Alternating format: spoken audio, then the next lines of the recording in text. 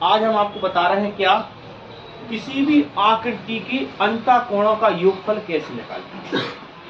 तो आकृति आपकी कहां से शुरू होगी? सबसे छोटा बहुभुज होता है, तो सब बहुभुज क्या होता है? बहुभुज। तो बहुभुज का मतलब होता है बहु माने बहुत सारी भुजाएं। तो सबसे पहले इसमें आता है आपका त्रिभुज। क्या आता है? त्रिभुज। तो दूसरे नंबर पे आता है आपका चतुर्भुज। तीसरे नंबर पे क्या आता है आपका? पंचभुज। पंचभुज आ गया। फिर चौथे नंबर पे क्या आएगा आपका? षटभुज आएगा। क्या जाएगा? षटभुज आएगा।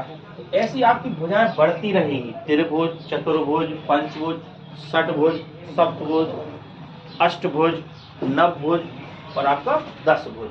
तो ऐसे इसमें सवाल आती है कि कौन, जैसे आपको त्रिभुज का तो आप याद कर लेते होंगे, त्रिभुज के तीनों अंतःकोणों का योगफल कितना होता है? 180 डिग्री होता है।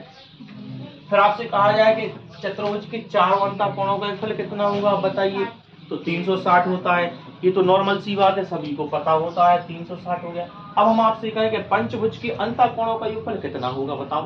तो वो बढ़ता चला जा रहा है, 180, 360। अब पंचभुज का कैसे निकालोगे, फिर षटभुज का कैसे निकालोगे? तो इसके लिए एक सूत्र होता है, बहुत प्यारा सा सूत्र है, आप उसको नोट कर लीजिए, ठीक है।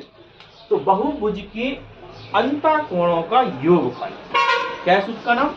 बहुभुज के अंतःकोणों का योगफल। तो क्या आएगा? बहुभुज के अंतःकोणों का योगफल। तो क्या होगा? इसका सूत्र होता है n-2 इंटू 180। यहाँ जो है आपका n का मतलब है भुजाओं की संख्या। भुजाओं की संख्या की है। तो n का मतलब क्या है? भुजाओं की संख्या। अच्छा, त्रिभुज में कितनी भुजाएं होती है? 3। चतुर्भुज में कितनी होती है? 4। पंचभुज में 5 और षटभुज में 6 भुजाएं होती हैं। ऐसी जितना भुजाओं का बहुभुज होगा उतनी उसमें क्या होंगी? भुजाएं होंगी।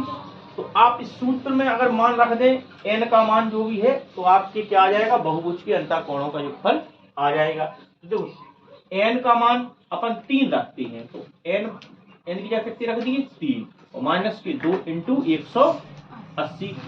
3 में से 2 गए, 1 इंटू 180 कितना आ गया? तो ये त्रिभुज का निकल आया। आप किसका निकाल सकते हैं? चतुर्भुज का निकाल के देख लो। चतुर्भुज का कितना हो जाए? n बराबर कितना आएगा? 4। 4 -2 इंटू 180।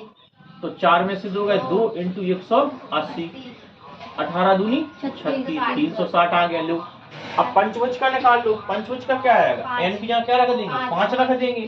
तो देखो n की जगह 5 रख देंगे, तो 5 -2 इंटू 180।